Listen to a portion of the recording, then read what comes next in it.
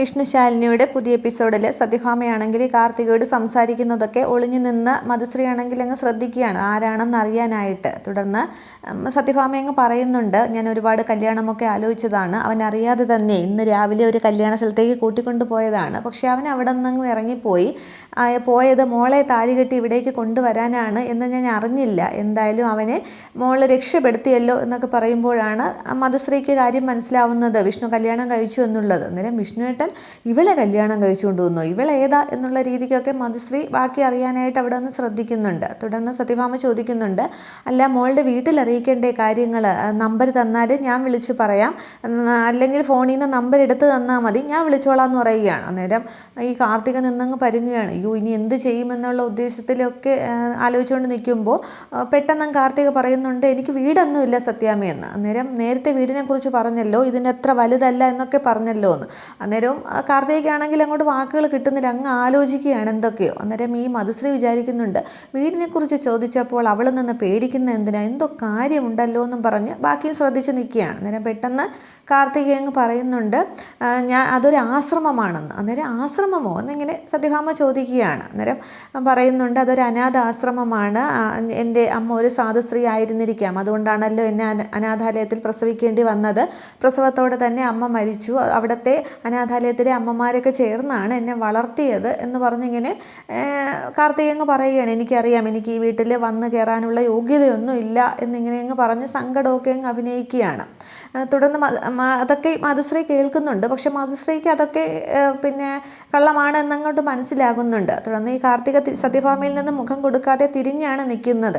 80s സിനിമയൊക്കെ കണ്ടതുകൊണ്ട് ഡയലോഗൊക്കെ കറക്റ്റായിട്ട് കിട്ടിയെന്നൊക്കെ കാർത്തിക മനസ്സിൽ കരുതുകയാണ്. തുടർന്ന് സത്യഭാമ ഇങ്ങനെ ആലോചിച്ചുകൊണ്ട് നിൽക്കുകയാണ്. തുടർന്ന് കാർത്തിക വിചാരിക്കുന്നുണ്ട്, സത്യഭാമ ഇപ്പം എൻ്റെ തോളിൽ വന്ന് പിടിക്കുമെന്ന്. അതുപോലെ തന്നെ സത്യഭാമ തോളിൽ വന്ന് പിടിക്കുന്നുണ്ട്. അന്നേരം ആണ് പറയുന്നത്, എനിക്ക് ഈ വീട്ടിൽ വന്ന് കയറാനുള്ള യോഗ്യത ഒന്നുമില്ല. അന്നേരം മോൾക്ക് തന്നെയാണ് ഏറ്റവും കൂടുതൽ യോഗ്യതയുള്ളത്, ഇനി മുതൽ സത്യഭാമയുടെ മരുമകൾ മോളാണ് എന്നിങ്ങനെ പറഞ്ഞ് മധുശ്രീയെ ഈ കാർത്തിക അങ്ങ് ചേർത്ത് പിടിക്കുമ്പോൾ കാർത്തിക കരഞ്ഞുകൊണ്ട് സത്യഭാമയുടെ തോളിലേക്ക് അങ്ങ് ചായുകയാണ്. അന്നേരം ഈ പെൺപിള്ള ഈ ഡയലോഗല്ലേ എന്നോടും പറഞ്ഞുകൊണ്ടിരിക്കുന്നത്, പെട്ടെന്ന് മറുകണ്ഠം ചാടിയോന്നിങ്ങനെ മധുശ്രീയും കരുതുകയാണ്. തുടർന്നാണ് ഇങ്ങനെ ചുമച്ച് കാണിക്കുന്നുണ്ട് മധുശ്രീ താൻ അവിടെ വന്നു എന്ന് അറിയിക്കാനായിട്ട്. അന്നേരം മധുശ്രീ കാണുമ്പോൾ സത്യഭാമയ്ക്ക് ചെറിയൊരു ഫേസ് ചെയ്യാനായിട്ട് ചെറിയൊരു മടിയൊക്കെ ഉണ്ട്. തുടർന്ന് ആരാ ഇവള് എന്നൊക്കെ കാർത്തികയ്ക്ക് എന്നെ മനസ്സിലായോ എന്നൊക്കെ ചോദിച്ചുകൊണ്ട് മധുശ്രീ അങ്ങോട്ട് വരികയാണ്. അന്നേരം ആരാ സത്യാമ്മ ഇത് എന്നും പറഞ്ഞിട്ട് ഈ കാർത്തിക ചോദിക്കുന്നുണ്ട്. അന്നേരം സത്യഭാമ ആദ്യം ഒന്നും മിണ്ടുന്നില്ല. തുടർന്ന് ഈ മധുശ്രീ തന്നെ പറയുന്നുണ്ട്, സത്യാമ്മ കുറച്ചു മുന്നേ എന്നെക്കുറിച്ചൊരു മിനി ഇൻട്രൊഡക്ഷൻ തന്നില്ലേ, രാവിലെ ഒരു കല്യാണ പന്തലിലേക്ക് ഒരു വിഷ്ണുവേട്ടനെ കൂട്ടിക്കൊണ്ടു പോയെന്നൊക്കെ പറഞ്ഞില്ലേ, അവിടെ ഒരുങ്ങിയിരുന്നത് ഞാനാണ് എന്ന് പറയുമ്പോൾ, ഓ മധുശ്രീ ഇവളാണല്ലേ ആ രക്തരക്ഷസ് എന്നിങ്ങനെ കാർത്തിക മനസ്സിൽ കരുതുകയാണ്. തുടർന്ന് ഈ എനിക്ക് പരിചയപ്പെടാനുള്ള അവസരം കിട്ടിയല്ലോ എന്ന് പറഞ്ഞിട്ട് നമ്മൾ തമ്മിൽ ശത്രുതയൊന്നും വേണ്ട, ഒരു കോമ്പറ്റീഷൻ ആകുമ്പോൾ ഒരാൾ ജയിക്കും, നമ്മൾ ന്യൂ ജനറേഷനല്ലേ, വാശിയൊന്നും വേണ്ട, വിരോധമൊന്നും വേണ്ട, പരിചയപ്പെടാം എന്ന് പറഞ്ഞിട്ട് ഒരു ഷേക്ക് ഹാൻഡ് ആവാം എന്ന് പറഞ്ഞിട്ട് ഈ കാർത്തികയ്ക്ക് നേരെ കൈ നീട്ടുകയാണ് മധുശ്രീ. അന്നേരം കാർത്തിക ഇങ്ങനെ സത്യഭാമയെ നോക്കുന്നുണ്ട്. എന്നിട്ട് മധുശ്രീക്ക് അങ്ങ് കൈ കൊടുക്കുകയാണ്. പക്ഷേ കൈ കൊടുത്ത ശേഷം അങ്ങോട്ടും ഇങ്ങോട്ട് പേര് പറയുകയാണ്. മധുശ്രീ എന്ന് പറയുമ്പോൾ കാർത്തിക എന്നിങ്ങനെ പറയുകയാണ്. പക്ഷേ കൈ അങ്ങോട്ട് വിടാനായിട്ട് മധുശ്രീ സമ്മതിക്കുന്നില്ല, അതിൽ അമർത്തി പിടിക്കുകയാണ്. അന്നേരം കാർത്തികയ്ക്ക് കൈ വേദനിക്കുന്നുണ്ട്.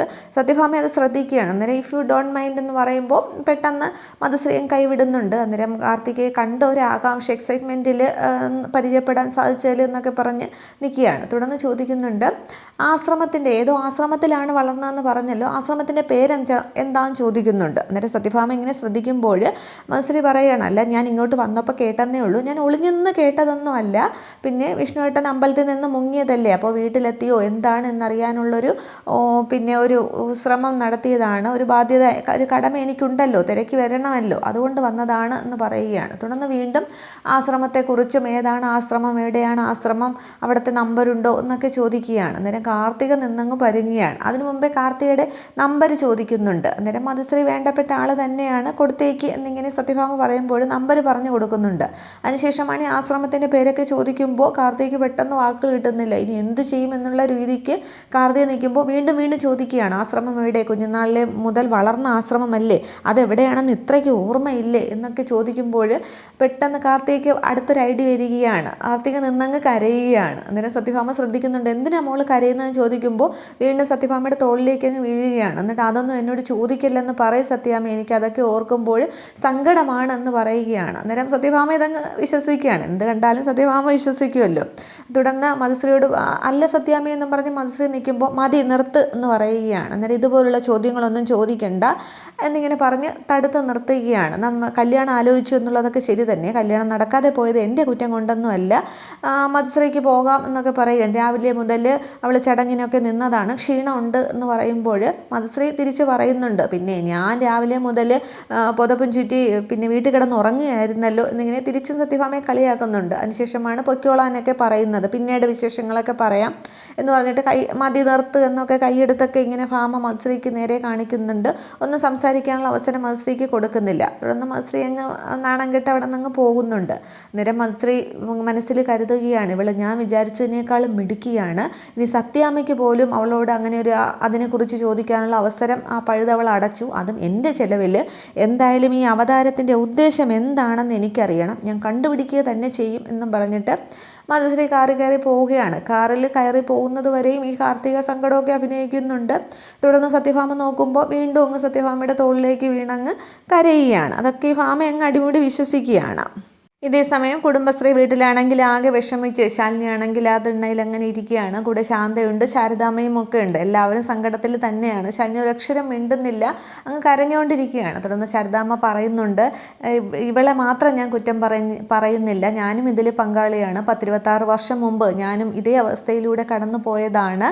ഒരു പെണ്ണിനെ സംബന്ധിച്ചിടത്തോളം ഏറ്റവും വലിയ സ്വത്ത് അവളുടെ ഭർത്താവ് തന്നെയാണ്. അത് മറ്റൊരു പെണ്ണ് വന്ന് തട്ടിയെടുത്തുകൊണ്ട് പോയാൽ പിന്നെ അവിടെ ഒന്നും പ്രതീക്ഷയ്ക്കൊന്നുമില്ല. ഇന്നലെ വരെ നമ്മൾ ചേർത്ത് പിടിച്ചിരുന്ന കരങ്ങൾ ഇന്നിപ്പോൾ ഇല്ല, അതൊരു മറ്റൊരു പെണ്ണ് കൊണ്ടുപോയിരിക്കുകയാണ്.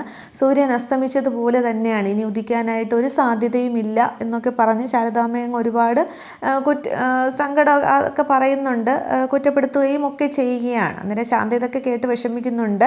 അന്നേരം ഈ സാഹചര്യത്തിൽ ഇങ്ങനെയൊന്നും പറയാതെ ശാരദാമ്മയെന്ന് ശാന്ത പറയുമ്പോൾ പിന്നെ ഏത് സാഹചര്യത്തിലാണ് ഞാൻ പറയേണ്ടത്? 1000 അല്ല 10,000 തവണ ഞാൻ ഇവളോട് പറഞ്ഞതാണ് സത്യാമ്മയെ കണ്ട് കാര്യങ്ങളൊക്കെ തുറന്നു പറയാനായിട്ട് എന്ന് പറയുമ്പോൾ സാഹചര്യങ്ങൾ കൊണ്ട് അത് സാധിച്ചില്ലല്ലോ എന്ന് ശാന്ത ചോദിക്കുകയാണ്. അന്നേരം ഇനി എന്ത് സാഹചര്യമാണ്? അവൻ്റെ കല്യാണം കഴിഞ്ഞു, അവർ ഭാര്യ ഭർത്താക്കന്മാരായിട്ട് ഒന്നിച്ച് ജീവിക്കാൻ തുടങ്ങുകയാണ്, ഇനിയിപ്പോൾ കുട്ടികളുണ്ടാവും, ഇനി ഇതിൽ കൂടുതൽ ഏത് സാഹചര്യം, എവിടെ പോയി സംസാരിക്കും എന്നൊക്കെ പറഞ്ഞ് ശാരദാമ്മ വിഷമം കൊണ്ട് തന്നെയാണ് പറയുന്നത്.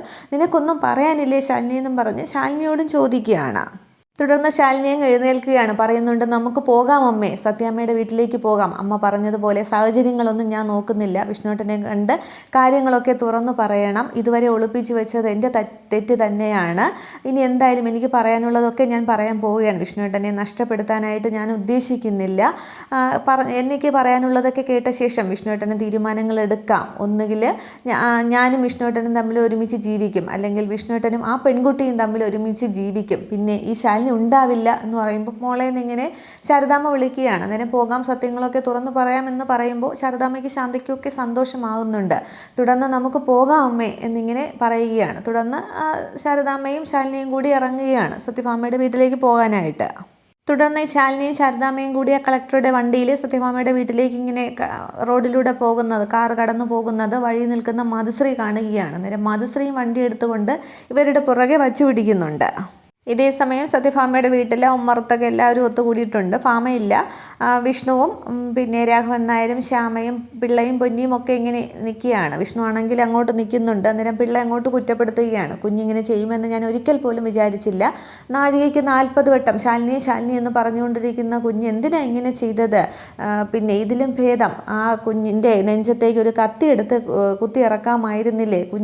ശാലിനി കുഞ്ഞ് തിരിച്ചു വന്നപ്പോഴാണല്ലോ ഇങ്ങനെയൊക്കെ ചെയ്തതെന്നും പറഞ്ഞ് കുറ്റപ്പെടുത്തുകയാണ്. അപ്പം അന്നേരം വിഷ്ണു ഇങ്ങനെ നോക്കുന്നുണ്ട്, പക്ഷേ വിഷ്ണു മറുപടിയൊന്നും പറയാതെ ആ സോപാനത്തിലേക്ക് അങ്ങോട്ട് ഇരിക്കുകയാണ്. അന്നേരം രാഘവൻ നായർ ആകെ അങ്ങ് ദേഷ്യത്തിലാണ്. മറുപടി പറയടാ എന്നിങ്ങനെ വിഷ്ണുവിനോട് പറയുകയാണ്. അന്നേരം മറുപടി ഞാൻ പറഞ്ഞാൽ മതിയോ എന്ന് പറഞ്ഞുകൊണ്ട് ദേഷ്യത്തോടു കൂടി ഭാമ അകത്തു നിന്ന് വെളിയിലേക്ക് ഇറങ്ങി വരികയാണ്. അന്നേരം എല്ലാവരും ഇങ്ങനെ ഭാമയെ തന്നെ നോക്കി നിൽക്കുന്നു. ഇത്രയുമേ പുതിയ എപ്പിസോഡിൽ കാണിക്കുന്നുള്ളൂ. തുടർന്നാണ് ആ പ്രൊമോയിൽ കാണിച്ചത് മൊത്തം എപ്പിസോഡിൽ കാണിച്ചിട്ടില്ല. ഭാമ ഒന്ന് പറയുന്നുണ്ട്. അന്നേരം കാർത്തികയും കൂടി വരും. കാർത്തിക വന്ന് വിഷ്ണുവിൻ്റെ അടുത്തേക്ക് തന്നെ ഇരിക്കും. ആ ഇരിക്കുന്നതാണ് വിഷ്ണുവിൻ്റെ ഭാര്യ കാർത്തിക. അതിലാർക്കെങ്കിലും ദേഹമോ നാവോ ഒക്കെ ചൊറിയുന്നുണ്ടെങ്കിൽ ഇപ്പോൾ പറയണം എന്നിങ്ങനെ പറയും. അതൊക്കെ പിന്നീടായിരിക്കും അടുത്ത എപ്പിസോഡിൽ. കമലിനൊക്കെ ഉണ്ട്. കമലിനാണെങ്കിൽ ആകെ ദേഷ്യത്തിലാണ്. വിഷ്ണുവിൻ്റെ മുഖത്ത് പോലും നോക്കുന്നില്ല. അങ്ങോട്ടും ഇങ്ങോട്ടുമൊക്കെ നോക്കി കടിച്ചു പിടിച്ച് നിൽക്കുകയാണ്. ഈ അവസരത്തിലായിരിക്കും ശാലിനിയും ശാരദാമ്മയും കൂടി വരുന്നതൊക്കെ. തുടർന്ന് ശാലിനി വിഷ്ണുവിനോട് മാപ്പ് പറയാനും സത്യങ്ങളൊക്കെ തുറന്ന് പറയാനും ഒക്കെയാണ് വരുന്നത്. അതൊക്കെ അടുത്ത എപ്പിസോഡിൽ. അതൊക്കെ കിടിലൻ രംഗങ്ങളാണ്. അതൊക്കെ നമുക്ക് പുതിയ എപ്പിസോഡ് വരുമ്പോഴത്തേക്ക് കാണാം. എന്തായാലും വീഡിയോ ഇഷ്ടമായെങ്കിൽ എല്ലാവരും ഒന്ന് ലൈക്ക് ചെയ്ത് അഭിപ്രായം എന്തെങ്കിലും ഉണ്ടെങ്കിൽ കമൻറ്റ് ചെയ്യുക. Okay, thank